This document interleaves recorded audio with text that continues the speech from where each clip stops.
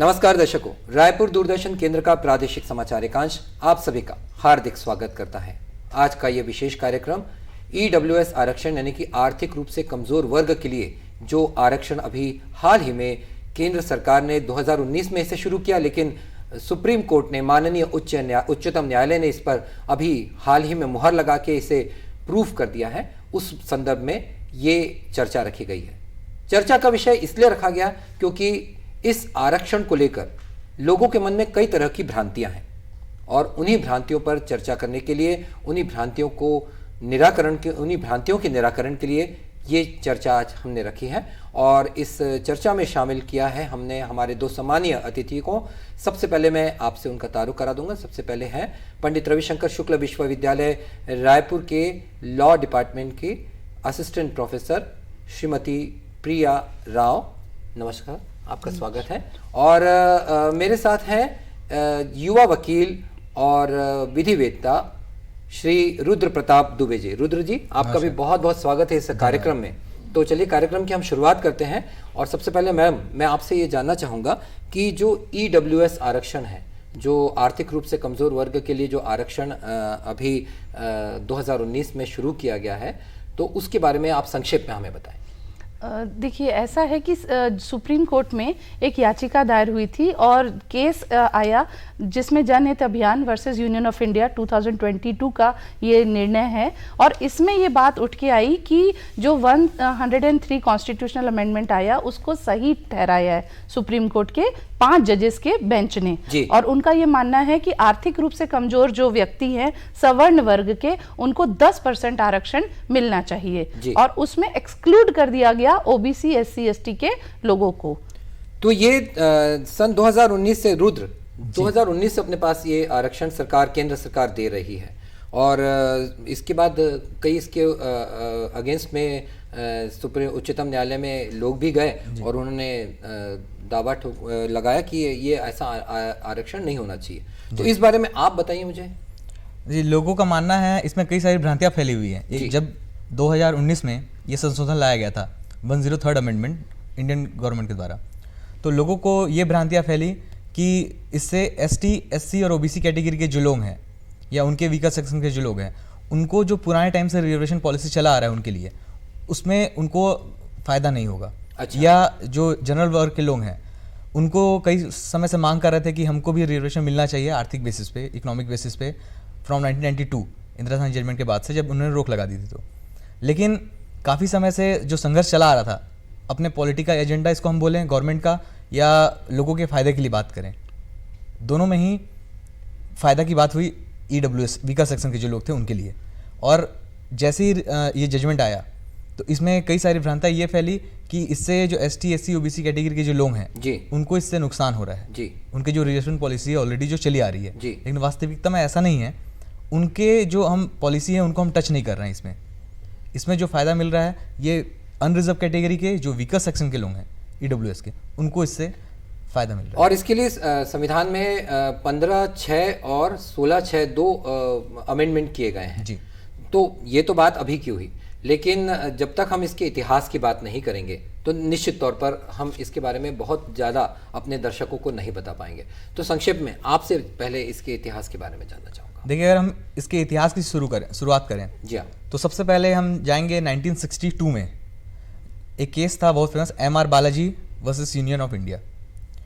इस केस में पहले सुप्रीम कोर्ट ने सबसे पहली बार 50% जो सीलिंग लिमिट की हम बात करते आ रहे हैं शुरू से, इसकी शुरुआत होती है इस केस से, MR बालाजी वर्सेस स्टेट। तो इसके बाद हम आगे आते हैं, अगर अपने इतिहास को हम आगे बढ़ाएं तो 1992 के फेमस इंदिरा साहनी का जजमेंट है, जिसमें 1978 में जो गठन की गई थी बीपी मंडल कमीशन जी, उसकी रिपोर्ट आई 1980 में जी। और उसके बाद 1992 में इसी बेसिस पे जब गवर्नमेंट ने 1991 में जब नरसिम्हा राव की गवर्नमेंट ने पॉलिसी लेके आई कि हम 27% रिजर्वेशन देंगे और 10% आरक्षण देंगे ईडब्ल्यूएस को। तो ऐसा नहीं कि ईडब्ल्यूएस के आरक्षण की बात अभी की गई है जी, ये बात हो रही 1992 से, या हम कह सकते हैं 1980 से, जब रिपोर्ट आई बीपी मंडल कमीशन की। लेकिन उस समय सुप्रीम कोर्ट का ये मानना था कि नहीं, इकोनॉमिक बेसिस पर रिजर्वेशन देना उचित नहीं है। उसके बाद धीरे धीरे करते करते मांग बढ़ती गई। हालांकि इस पर कोई एक्शन नहीं लिया गया था गवर्नमेंट के द्वारा, लेकिन फिर 2019 में गवर्नमेंट ने 103rd अमेंडमेंट लाया और आर्टिकल 15 और आर्टिकल 16 में सब क्लॉज 6 दोनों ही आर्टिकल में ऐड किया। अच्छा, और इसमें आप मैडम क्या बता पाएंगे इसमें? देखिए, पहले तो हमें ये समझना होगा कि जो अनुच्छेद 14 है और अनुच्छेद 15 है जी। वो समानता के अधिकार की बात करता है और भेदभाव रहित संविधान में ये एक अलग से अनुच्छेद जोड़ा गया। जी। लेकिन जब हम बात करते हैं अनुच्छेद 15 के तहत 15(3) जोड़ा गया, 15(4) जोड़ा गया, उसमें ये बोला गया कि राज्य सरकार स्पेशल प्रोविजन बना सकता है महिलाओं के लिए, बच्चों के लिए, और 15(4) में बोला गया कि SC, ST, OBC के लिए एक अलग स्पेशल प्रोविजन उनके एडवांसमेंट के लिए बना सकती है सरकार। जी। जब 15(5) की बात आई, 93rd कॉन्स्टिट्यूशनल अमेंडमेंट जुड़ा, उसमें यह बोला गया कि एजुकेशनल इंस्टीट्यूशन में एडमिशन की जब बात आती है तो भी इनको फायदा मिलना चाहिए, रिजर्वेशन लागू होना चाहिए SC, ST, OBC को।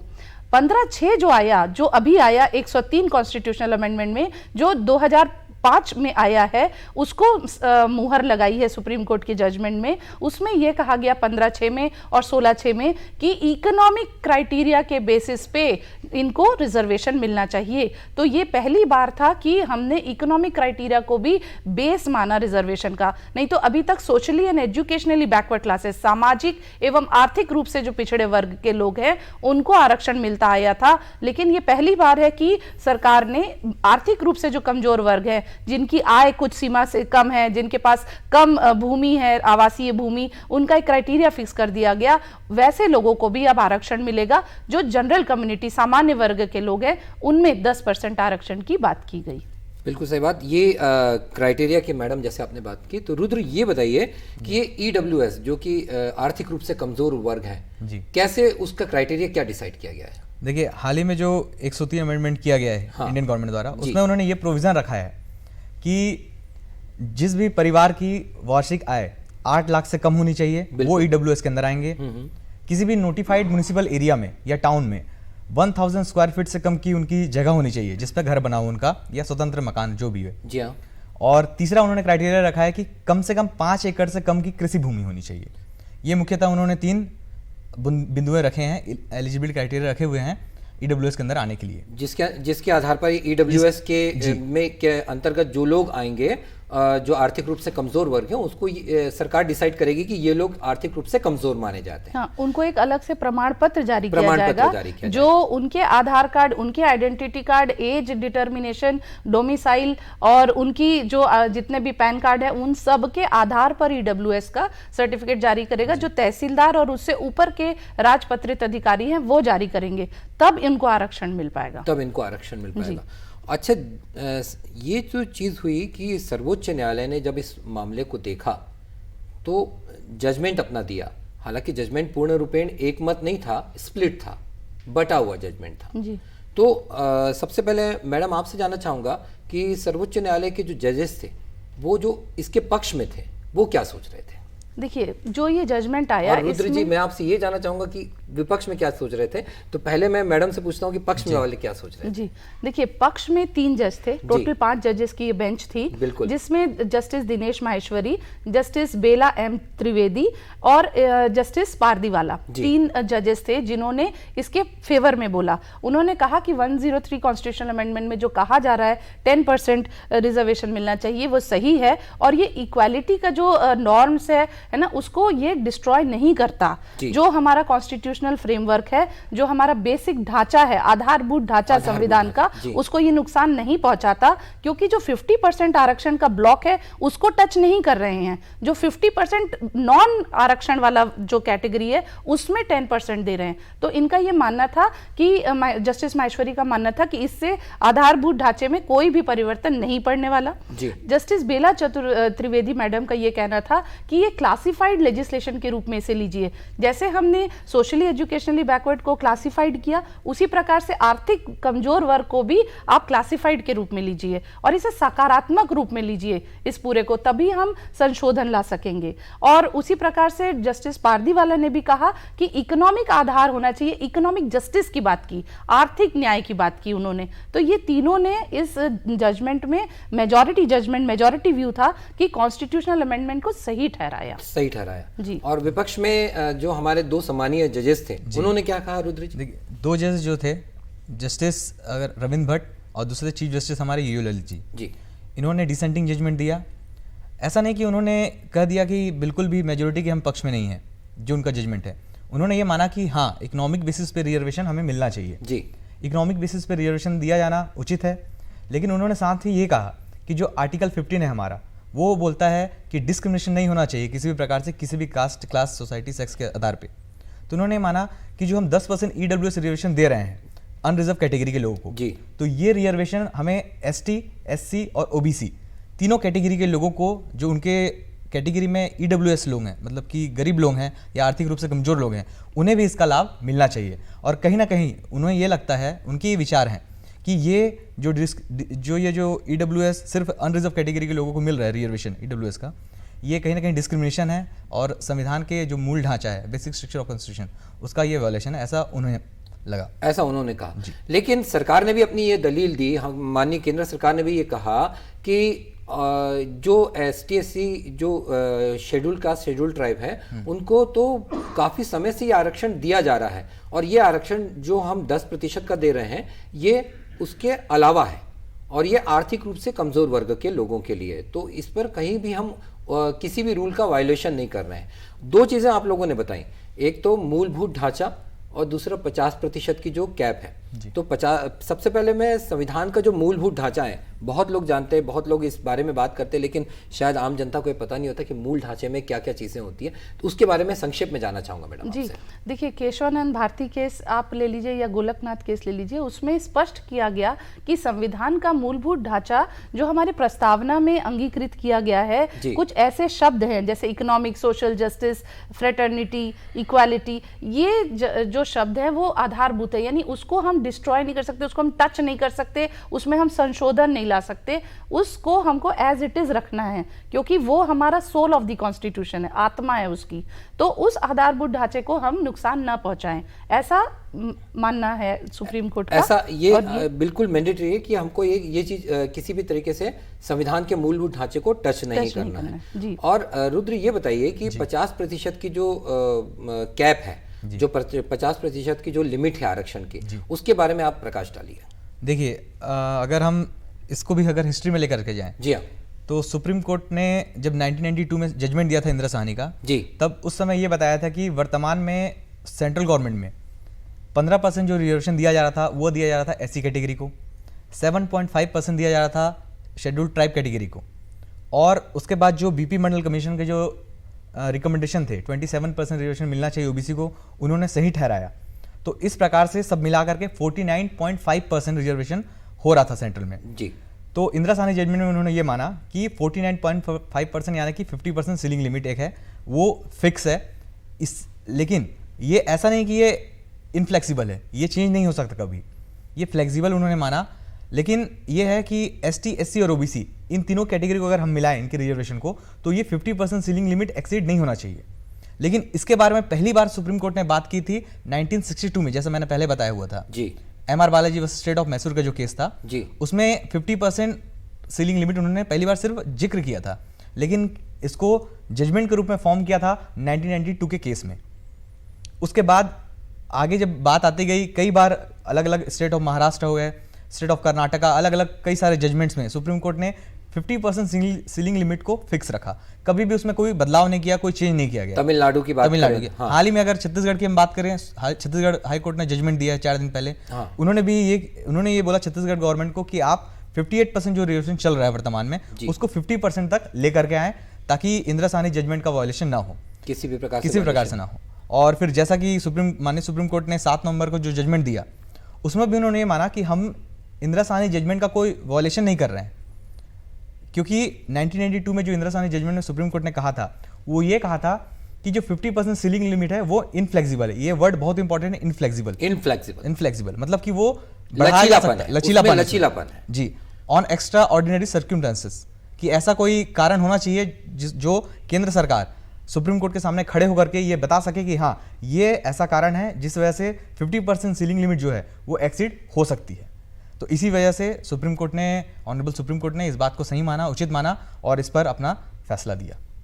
मैम, ये तो सुप्रीम कोर्ट न्यायालय की अपनी बात है, माननीय उच्चतम न्यायालय की अपनी बात है, लेकिन सरकार किन विचारों को ध्यान में रखकर जो 103वां संशोधन सरकार ने किया था, किन विचारों को ध्यान में रख के किया था?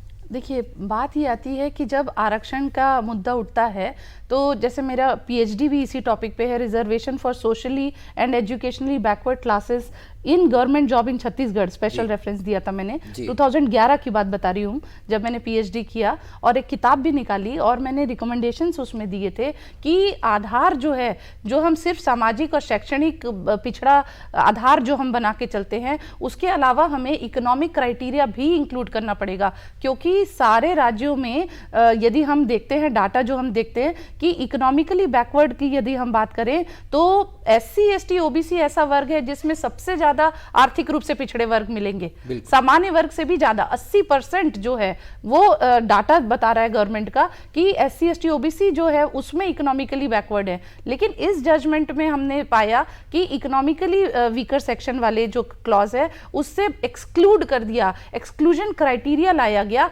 जिसका जस्टिस यूयू ललित एवं जस्टिस भट्ट सर ने विरोध किया कि आप एक्सक्लूजन क्राइटेरिया नहीं ला सकते, क्योंकि जो संविधान बना है वो इंक्लूसिव है, वो हमेशा हर चीज को इंक्लूड करता है, बहिष्कार शब्द का उसमें प्रयोग नहीं होना चाहिए, ऐसा इनका मानना है। तो इसीलिए ये जो क्राइटेरिया है वो आगे चल के डिबेटेबल है, कंट्रोवर्शियल इशू भी है, और हो सकता है इसमें रिव्यू पिटीशन भी आए कि इस आरक्षण को हम रिव्यू करें, जो पूरी पॉलिसी चली आ रही है। जी, तो मतलब कुल मिला के बात ये रही कि जो आर्थिक रूप से कमजोर वर्ग के लिए जो ये आरक्षण आया है, तो उसमें ये सारी चीज़ें तो आप लोगों ने बताई, जो लोगों की भ्रांतियां हैं। क्या ऐसी और भी कोई भ्रांतियां हैं रुद्र या मैडम, आप लोग बताना चाहेंगे जिसका हम यहाँ पे इस चर्चा के माध्यम से निराकरण कर सकें? देखिए रुद्र, आपसे पूछना देखिए, मेरे हिसाब से सबसे बड़ी भ्रांति तो ये है कि इससे जो राइट्स है एसटी, एससी, ओबीसी के जो उनको रिजर्वेशन मिला गया था जी, उनका इन्फ्रिंजमेंट हो रहा है। हाँ, तो ये तो क्लियर है, जैसे मैंने पहले बताया कि इससे उनको कोई फर्क नहीं पड़ने वाला जी, और जो उनका रिजर्वेशन उनको मिल रहा है वो मिलते रहेगा। ये बहुत महत्वपूर्ण बात है कि क्योंकि आम जनता के मन की भ्रांतियां दूर हो गई तो हम हर चीज को बहुत सहूलियत से सरकार उस चीज को इम्प्लीमेंट कर सकती है, लेकिन जब तक लोगों के मन में भ्रांतियां रहेगी तो मुश्किल है। तो ये बहुत बड़ी बात है और सबको ध्यान से सुनना चाहिए। जी। दूसरी बात यहाँ पर ये है कि ईडब्ल्यूएस जो क्राइटेरिया है जी, जो सेट किया गया है, तो लोगों का ये मानना है कि हमें एसटी, एससी, ओबीसी में भी इसको इंक्लूड करना चाहिए, जो डिसेंडिंग जजमेंट में बात किया था जी। लेकिन ऐसा नहीं है, ये सिर्फ और सिर्फ पर्टिकुलरली एक अनरिजर्व कैटेगरी के जो ईडब्ल्यूएस हैं उनको ये रिजर्वेशन दिया जा रहा है। तीसरी अगर मैं भ्रांति की बात करूं तो लोगों को ये लग रहा है कि भविष्य में जाकर के ऐसे और कई सारे जजमेंट्स आने वाले हैं और ऐसे कई सारे गवर्नमेंट ऐसे पैरामीटर सेट करने वाली है या ऐसे लेजिस्लेशन लाने वाली है जिससे कि जो वर्तमान में एसटी, एससी और ओबीसी कैटेगरी के लोगों को जो रिजर्वेशन मिल रहा है वो कहीं ना कहीं कम होने वाला है और उनका जो अधिकार है वो छीनने वाला है। लेकिन वास्तविकता में ऐसा नहीं है, उनके किसी भी प्रकार के किसी भी राइट्स का वायलेशन ये जजमेंट या ये लेजिस्लेशन नहीं कर रहा है। मतलब ये एडिशनल है, ये अतिरिक्त है, अतिरिक्त है, ये अतिरिक्त है। किसी भी प्रकार से जो पुराने पैरामीटर सेट है, जो पुरानी चीजें हमारे संविधान में कही गई हैं, उनका किसी भी प्रकार से वायलेशन नहीं किया गया। मैडम, इस पर आपके कुछ विचार? सबसे पहली बात तो ये है कि इकोनॉमिक क्राइटेरिया को लाया गया है तो सरकार कुछ सोच समझ के लाई है और उसको हमको सकारात्मक व्यू में लेना चाहिए। काफ़ी सारे ऐसे लोग हैं जो जनरल कैटेगरी की यदि मैं बात करूं, जैसे आप देखेंगे कि चाहे पुजारी लोग हैं या फिर ऐसे कई पढ़े लिखे शिक्षित लोग हैं जो बहुत ही गरीबी में अपना जीवन व्यापन कर रहे हैं, तो ऐसे लोगों को भी, सामान्य वर्ग के लोगों को भी आरक्षण का हक है। तो यदि उनकी आय 8 लाख से कम है, उनके पास आवासीय भूमि जो दी गई है लिमिट उससे कम है, तो उनको भी आरक्षण मिलना चाहिए। इससे एक प्रकार से यूनिफॉर्मिटी आएगी और सभी का फायदा होना है इससे। तो जो भ्रांति फैली हुई है कि एससी, एसटी, ओबीसी वालों का नुकसान है, तो ये बिल्कुल भी नहीं है, क्योंकि वो 50% जो आरक्षण का ब्लॉक है 49.5% वाला, उसको टच नहीं कर रहा है ये ईडब्ल्यूएस। ये बाकी जो अनारक्षित वर्ग था, अनरिजर्व्ड कैटेगरी, उसमें 10% का आरक्षण की बात कर रहा है। तो उनको, जो आर्थिक रूप से कमजोर लोग हैं, उनको इसमें आरक्षण मिलेगा और उनके लिए जब सर्टिफिकेट जारी होगा तो उनको एजुकेशनल इंस्टीट्यूशन में एडमिशन की बात की गई, नौकरी में रोजगार की बात की गई, तो उनके लिए फायदा है। किसी का नुकसान इसमें नहीं होगा इस आरक्षण से। और रुद्र, ये बताइए कि जो अभी बात हुई थी, पहले आपने एक जजमेंट की बात की थी सन 1992, if I am not wrong, तो उसमें कहा गया था कि आर्थिक आधार पर सुप्रीम कोर्ट आदेश नहीं देना चाहता। लेकिन इस बार ऐसा कुछ हुआ कि माननीय जो हमारे 5 जजेस थे, उन्होंने इस चीज को तो माना ही माना कि आर्थिक आधार पर ही आरक्षण होना चाहिए। इस बारे में आप प्रकाश डालिए। देखिए, सबसे पहली बात, ये जो सोच दर्शाती है सुप्रीम कोर्ट की, ये दर्शाती है प्रगतिशील सोच। बिल्कुल बिल्कुल, एकदम सही बोल रहे हैं। ये मांग काफी सालों से चली आ रही है कि इकोनॉमिक बेसिस पे रिजर्वेशन मिलना चाहिए। काफी लोग हैं इस धरा पे, भारत की धरा पे, जो ये मांग करते हैं कि भैया हमें इकोनॉमिक बेसिस पे मिलना चाहिए, ना करके कास्ट बेसिस पे। तो लेकिन जो हमारे संविधान के निर्माता हम बोल सकते हैं BR अम्बेडकर जी, उन्होंने बहुत ही उचित काम किया है इसमें कि उन्होंने सोसाइटी के हर एक पार्ट को डेवलपमेंट करने का काम किया है। हर एक कैटेगरी जो है सोसाइटी की, हमारी ST SC OBC, उनकी सोच को दर्शाया है यहाँ पर इकोनॉमिक बेसिस पर रिजर्वेशन दे करके। क्योंकि बाबा साहब का ये मानना था कि सोच ऐसी होनी चाहिए जो प्रगतिशील हो, सबसे पहली बात। और दूसरी बात, समाज का कोई भी ऐसा कोना ना हो जो छूट जाए प्रगतिशील होने में। तो यहाँ पर हम देख रहे थे कि काफ़ी टाइम से ST SC OBC को तो रिजर्वेशन मिल रहा था, लेकिन जो जनरल कैटेगरीज के आर्थिक रूप से कमजोर लोग थे, गरीब तबके के लोग थे, वो कहीं ना कहीं इस रिजर्वेशन से दूर हो रहे थे। उन्हें इसका फायदा नहीं मिल पा रहा था, चाहे वो एजुकेशनल इंस्टीट्यूशन में हो, चाहे पोस्ट एंड प्रमोशन किसी गवर्नमेंट जॉब्स में हो। मैंने कई बार देखा है कि जब भी मैं लोगों से बातचीत करता हूँ, लोगों से मिलता हूँ, तो मैं कई बार देखा हूँ काफ़ी गरीब है, जो व्यक्ति है काफ़ी गरीब है, और केवल उसकी आर्थिक स्थिति की वजह से वो अपने बच्चों को अच्छी शिक्षा नहीं दे पा रहा है, अच्छे इंस्टीट्यूट में भर्ती नहीं करवा पा रहा है, और बच्चे उनके जो नौकरी से वंचित हो गए और बाद में उनका भविष्य जो है ख़राब हो गया। तो निश्चित रूप से मुझे ये लगता है कि ये जो आरक्षण आया है ऐसे लोगों के लिए काफ़ी फायदेमंद साबित होगा। जी बिल्कुल। और मैं इस बारे में ये भी जानना चाहता हूँ कि इसके पीछे जो हमारे जो न्यायाधीश, माननीय न्यायाधीश थे उच्चतम न्यायालय के, उनकी क्या सोच थी मैम? देखिए, बात ये आती है जब हम आरक्षण की बात करते हैं तो ये पूरा मुद्दा अब घूम फिर के कास्ट पे आ गया है, जबकि संविधान में कहीं कास्ट वर्ड का उल्लेख ही नहीं किया गया। उसमें हमेशा से वर्ड यूज किया गया socially and educationally backward classes वर्ग के बारे में वर्गीकरण किया गया। ठीक है, तो अब जब इकोनॉमिक क्राइटेरिया हम ला रहे हैं तो ये भी एक क्लासिफाइड लेजिस्लेशन है। हम वैसे गरीब लोगों को एक क्लास के रूप में ट्रीट करें, और जैसा हम स्पेशल प्रोविजन बना रही है सरकार महिलाओं के लिए, बच्चों के लिए, SC ST OBC सबके लिए बना रही है, तो OBC भी अदर बैकवर्ड क्लासेस है जिसको पॉलिटिकली मोटिवेटेड होते हुए कास्ट का नाम दे दिया गया है। तो उसमें हम एक और क्राइटेरिया जोड़ रहे हैं जो आर्थिक वर्ग से कमजोर, आर्थिक रूप से कमजोर हैं, उनको हम आरक्षण दें, क्योंकि ऐसे लोगों को भी हमें मुख्य धारा में लाना होगा, क्योंकि इन लोग की कोई गलती नहीं कि वो सामान्य वर्ग में पैदा हुए हैं। उनका भी हक है कि उनके भी बच्चे अच्छे एजुकेशनल इंस्टीट्यूशन में जाएं, अच्छा एम्प्लॉयमेंट प्राप्त करें, और इसीलिए इसको गलत वे में नहीं सोच में लेना चाहिए। ये पूरा जो जजमेंट है ये बहुत ही अच्छा जजमेंट है, इसको हम सकारात्मक रूप से ले सकते हैं। भले ही जो 10% की जो लिमिट फिक्स की गई है उसको उसमें काफी सारा ओपिनियन ये है कि उसमें एक्सक्लूजन नहीं होना चाहिए, SC ST OBC में भी जो इकोनॉमिकली वीकर है उनको भी इंक्लूड कर देना चाहिए। तो इस पक्ष में काफी सारी दलीलें हैं, और ये एक बहुत ही अच्छा जजमेंट है। जो भविष्य ही बताएगा कि आगे हो सकता सरकार इस पर क्या निर्णय लेती है, ये तो भविष्य ही आगे इस चीज को तय करेगा। लेकिन रुद्र, ये बताइए कि इसमें राज्यों की क्या भूमिका रहेगी और केंद्र की क्या भूमिका रहेगी? देखिए, अगर हम संविधान की 7वीं अनुसूची की बात करें, थ्री लिस्ट्स जहाँ मेंशन है, तो उसमें स्टेट गवर्नमेंट के पास ये पावर है कि वो अपने हिसाब से रिजर्वेशन को मोल्ड कर सकती है। तो अगर हम स्टेट गवर्नमेंट की पॉलिसीज देखें तो अलग अलग स्टेट्स में इंडिया के अलग अलग पॉलिसीज हैं रिजर्वेशन की। बात करें हम तमिलनाडु की, कर्नाटक की या स्टेट ऑफ महाराष्ट्र की, तो हर एक स्टेट में अलग अलग पॉलिसीज़ हैं। जैसे कि तमिलनाडु देता है 69% रिजर्वेशन, और स्टेट ऑफ महाराष्ट्र देता है 56% रिजर्वेशन। तो सब अलग अलग रिजर्वेशन चल रहा है, क्योंकि ये अगर हम देखें हर स्टेट को, जैसे कि हम एग्जांपल ले स्टेट ऑफ बिहार का या गोवा का, तो गोवा की पर कैपिटा इनकम हम देख रहे हैं तो वो है 4 लाख, और हम वहीं बिहार की देख रहे हैं तो 40,000। तो हर एक जगह की अलग अलग पर कैपिटा इनकम है, अलग अलग लोग हैं, अलग अलग कास्ट है, अलग अलग जैसे कि बैकवर्ड क्लासेस हैं।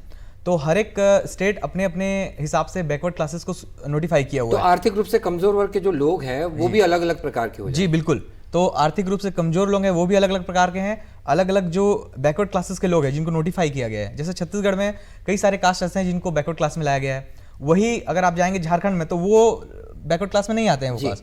तो ये बहुत सारा वेरी किया गया है अलग अलग स्टेट में अलग अलग बैकवर्ड क्लासेस को। तो वो एक मेरे हिसाब से मुद्दा रहेगा सरकार के पास, चैलेंजिंग मुद्दा, जिसको उनको कवर करना पड़ेगा अच्छे से। ये तो बहुत अच्छी बात है, और आप दोनों का बहुत बहुत धन्यवाद इस चर्चा में शामिल होने के लिए और इतने महत्वपूर्ण विषय पर बातचीत करने के लिए। और निश्चित रूप से मुझे ऐसा लगता है कि जो लोगों के मन में इस आर्थिक रूप से कमज़ोर वर्ग को के आरक्षण को लेकर जो भी बिंदु रहे होंगे, जो भी भ्रांतियां रही होंगी, काफ़ी हद तक हम उसको दूर करने में सफल हुए होंगे जी। और दर्शकों, आप सभी का भी धन्यवाद इस कार्यक्रम को देखने के लिए। और मुझे फिर से एक बार उम्मीद है कि हम आपके जो भी भ्रांतियां हैं, जो भी आपके मन में जो भी विचार रहे होंगे इस आरक्षण के विषय को लेकर, हम काफ़ी हद तक उन विचारों को सुलझाने में और आपको इस आरक्षण की प्रोसेस को समझाने में सफल हुए होंगे। एक बार फिर आप सभी का धन्यवाद। नमस्कार।